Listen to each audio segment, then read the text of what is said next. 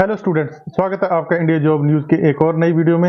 यहाँ पे हम आपके लिए लेकर आते हैं लेटेस्ट गवर्नमेंट जॉब्स की जानकारी, वो भी आसान सरल हिंदी भाषा में। आज भी हम आपके लिए एक बहुत ही महत्वपूर्ण गवर्नमेंट जॉब लेकर हाजिर हुए हैं। वीडियो को शुरू करने से पहले आपसे एक गुजारिश है कि आप हमारे चैनल को सब्सक्राइब कर लें और बेल आइकन को प्रेस कर लें, ताकि आप तक हमारी सारी लेटेस्ट वीडियोज़ की नोटिफिकेशन सबसे पहले पहुँचती रहे और आप अपने आप को हर गवर्नमेंट जॉब से अवगत करा सकें। स्टूडेंट्स, जो आज की गवर्नमेंट जॉब आ रही है वो आ रही है हरियाणा पब्लिक सर्विस कमीशन की तरफ से, और पोस्ट का नाम है पोस्ट ग्रेजुएट टीचर्स, यानी कि पीजीटी टीचर्स की भर्ती के लिए नोटिफिकेशन विभाग ने जारी कर दिया है। कुल पदों की संख्या है 3069, और जो सैलरी इसमें मिलेगी वो मिलेगी आपको 47,600 से लेकर 1,51,100 के बीच में। अप्लाई आप इसके लिए ऑनलाइन कर सकते हो। अप्लाई ऑनलाइन के अलावा कोई भी प्रोसीजर से डिपार्टमेंट जो है एप्लीकेशन फॉर्म स्वीकार नहीं करेगा। चयन प्रक्रिया जो है वो 2 चरणों से होकर गुजरेगी। सबसे पहले आपकी लिखित परीक्षा होगी, उसके बाद नेक्स्ट जो है आपका इंटरव्यू राउंड होगा। दोनों राउंड्स में जब आप क्लियर हो जाएंगे तो आपको जो है इस पोस्ट के लिए सिलेक्शन के लिए मान्य माना जाएगा। ऑफिशियल वेबसाइट की बात करें तो वो है hpsc.gov.in। इस वेबसाइट के ऊपर आप इस नोटिफिकेशन के बारे में ज़्यादा जानकारी प्राप्त कर सकते हैं, और ऑनलाइन फॉर्म फिलिंग के लिए भी आपको इसी वेबसाइट के ऊपर ही आना पड़ेगा। इस तरह से वैकेंसी डिस्ट्रीब्यूशन की गई है वो भी जान लेते हैं। सबसे पहले बात कर लें जनरल कैटेगरी के कैंडिडेट्स की, तो उनके लिए जो वैकेंसी रखी गई है वो है 1703।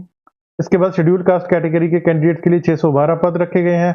इसी तरह से बीसी ए कैटेगरी के जो कैंडिडेट्स हैं उनके लिए 305 पोस्ट निर्धारित की गई हैं। अगर बात करें 20 बैकवर्ड क्लास बी कैटेगरी के कैंडिडेट्स की, तो उनके लिए 151 पद निर्धारित किए गए हैं इस वैकेंसी के अंतर्गत।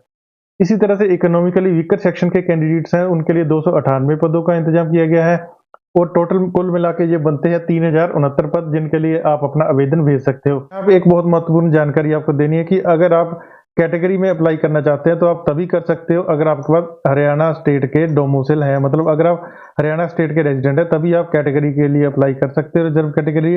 अन्यथा आपको जो है जनरल कैटेगरी के अंदर ही अप्लाई करना पड़ेगा। कर लेते हैं जरूरी तिथियों की। जो डिपार्टमेंट जो ऑफिशियल नोटिफिकेशन जारी किया था वो पब्लिश किया था 23 जुलाई 2024 को, और जो अप्लाई ऑनलाइन की शुरुआती तिथि है वो है 25 जुलाई 2024।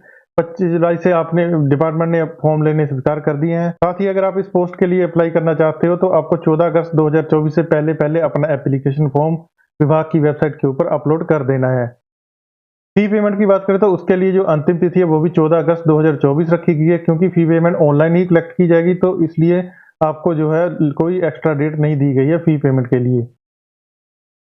इसेंशियल बेसिक क्वालिफिकेशन यानी कि जरूरी योग्यताएं जो है, बेसिक योग्यता है उसकी बात कर लेते हैं। सबसे पहले आपका जो है 10वीं क्लास पास होना जरूरी है, और 10वीं में आपके पास हिंदी तथा संस्कृत के विषय जरूर होने चाहिए। और इसके साथ ही आपके या फिर आपके जो 10th+2 या फिर बीए या एमए जो रिक्वायर्ड क्वालिफिकेशन आपने की है उसमें आपके पास हिंदी सब्जेक्ट होना चाहिए। इन दोनों में से एक चीज एक टाइम पे आपने हिंदी सब्जेक्ट जो है या संस्कृत जो है पढ़ी होनी चाहिए। साथ ही आपके पास एच टेस्ट यानी हरियाणा टीचर एलिजिबिलिटी टेस्ट या फिर स्कूल टीचर एलिजिबिलिटी टेस्ट, दोनों में से किसी एक में आपके पास क्वालिफाई होना चाहिए, और आपका गुड एकेडमिक रिकॉर्ड होना चाहिए। आयु सीमाओं की बात कर लेते हैं तो जनरल कैटेगरी के कैंडिडेट्स के लिए जो आयु सीमा है वो न्यूनतम आयु सीमा 18 वर्ष तथा अधिकतम आयु सीमा 42 वर्ष है। शेड्यूल कास्ट कैटेगरी के कैंडिडेट जो हरियाणा स्टेट के रहने वाले हैं उनके लिए 5 वर्ष की छूट दी गई है आयु सीमा में अधिकतम। जो बैकवर्ड क्लास कैटेगरी के कैंडिडेट्स है जो हरियाणा स्टेट से बिलोंग करते हैं उनके लिए भी 5 वर्ष की आयु सीमा में छूट दी गई है, वो भी 47 वर्ष तक इस पोस्ट के लिए अप्लाई कर सकते हैं टीचर्स की।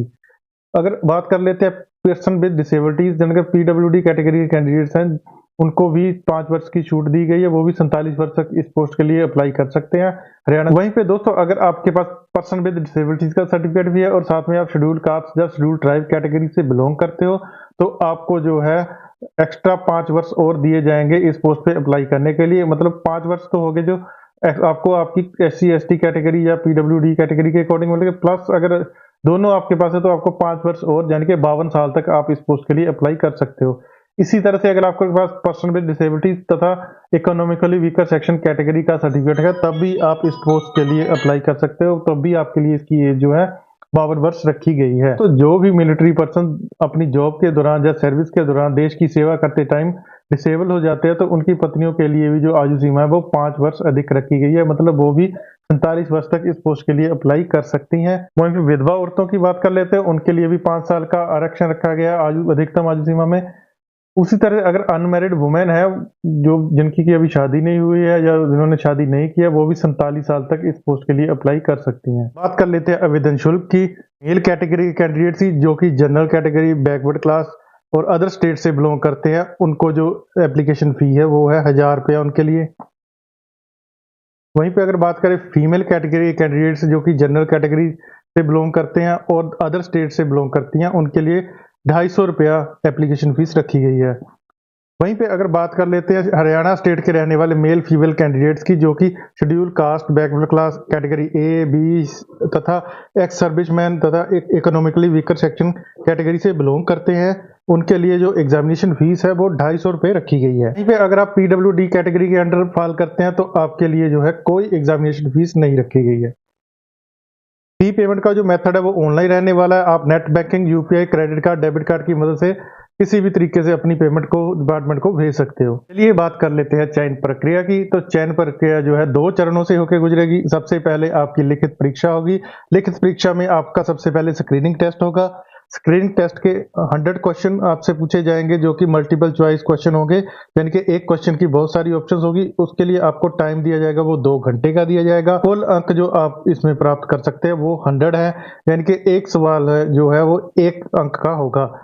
यहाँ पे नेगेटिव मार्किंग भी है। अगर आप किसी सवाल का गलत आंसर देते हो, तो आपके सही में से 1/4 मार्क्स काट लिए जाएंगे। चलिए बढ़ते हैं रिटन एग्जामिनेशन के अगले राउंड की तरफ। वो है सब्जेक्ट टेस्ट, यानी कि जो जिस सब्जेक्ट के लिए आपने अप्लाई किया है, उस सब्जेक्ट के रिलेटेड आपसे 150 मार्क्स के क्वेश्चन पूछे जाएंगे। समय आपको 3 घंटे का दिया जाएगा उनको सॉल्व करने के लिए, और जो कम से कम आपको इसमें अंक लेने हैं वो आपको 35% अंक लेने हैं, अगर आपने क्वालिफाई होना है आगे सिलेक्शन प्रोसेस के लिए।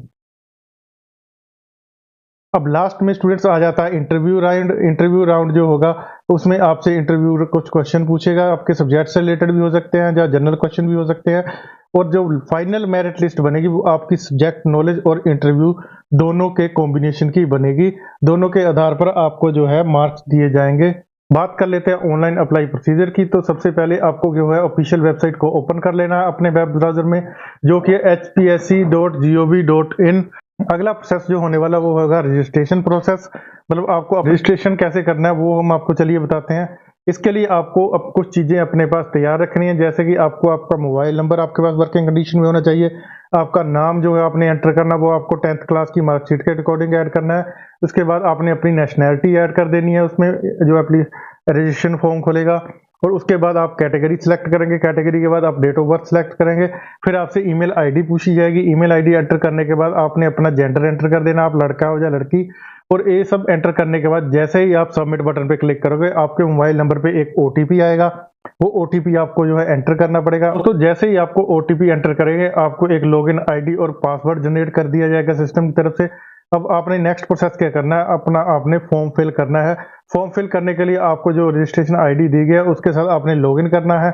लॉगिन करने के बाद आपको जो पास एक ओटीपी आएगा, उस ओटीपी को आपने फिर से एंटर करना है, और उसके बाद आपके पास जो है फॉर्म खुल जाएगा। उस फॉर्म में आपने अपने माताजी का नाम, पिताजी का नाम एंटर करना है। उसके बाद एड्रेस एंटर करना है, फिर पिन कोड एंटर करना है। उसके बाद साथ ही आपको अपनी स्टेट, डिस्ट्रिक्ट और तहसील ये सब चीज़ें एंटर करने के बाद नेक्स्ट आपसे आपकी बैंक डिटेल्स मांगी जाएंगी। वो बैंक डिटेल्स आपने भर देनी है। बैंक डिटेल्स भरने के बाद आप जैसे ही नेक्स्ट बटन पे क्लिक करोगे, आप नेक्स्ट चले जाओगे अपलोडिंग सेक्शन में। यह अपलोडिंग सेक्शन में आपने जो है अपनी फोटोग्राफ, सिग्नेचर अपलोड कर देने हैं। फोटोग्राफ का जो साइज है वो 500 KB से कम होना चाहिए, और सिग्नेचर का साइज भी 500 KB से कम होना चाहिए। और जो फॉर्मेट होते हैं वो जेपीजी, जेपीईजी या पीएनजी फॉर्मेट होना चाहिए, अपलोडिंग जो आपने करनी है सिग्नेचर्स की। फोटोग्राफ और सिग्नेचर अपलोड करने के बाद आपने नेक्स्ट स्टेप चले जाना है, जहाँ पे आपने अपनी क्वालिफिकेशन डिटेल्स एंटर करनी है। वो क्या क्या करनी है, तो आपको अपनी 10th क्लास की क्वालिफिकेशन एंटर करनी है, उसके बाद 12th क्लास की, और उसको सेव कर देना है। सेव करने के बाद जैसे ही आप नेक्स्ट पे जाओगे, आपको अपना सब्जेक्ट एंटर करना है। जिस सब्जेक्ट के रिगार्डिंग आपने एप्लीकेशन फॉर्म भरा है, वो सब्जेक्ट की डिटेल्स आपने एंटर कर देनी है। सारी एजुकेशनल डिटेल्स भरने के बाद नेक्स्ट बटन पे क्लिक करने के बाद आप पेमेंट सेक्शन में चले जाएंगे। पेमेंट सेक्शन में आपने जाके अपनी पेमेंट करनी है। पेमेंट करने के बाद जो आप जैसे ही नेक्स्ट बटन पे क्लिक करोगे, आपका एप्लीकेशन फॉर्म सबमिट हो जाएगा। तो दोस्तों ये थी हरियाणा पब्लिक सर्विस कमीशन की पोस्ट ग्रेजुएट टीचर वैकेंसी की जानकारी। उम्मीद करते हैं जानकारी आपको अच्छी लगी होगी। ऐसी और भी वीडियोस को देखने के लिए हमारे चैनल को सब्सक्राइब कर ले और बेल आइकन को प्रेस कर ले, ताकि हम आप तक ऐसी और नई नई गवर्नमेंट जॉब्स की जानकारी लेकर आते रहें और आपको हर आने वाली गवर्नमेंट जॉब से अवगत कराते रहें। धन्यवाद।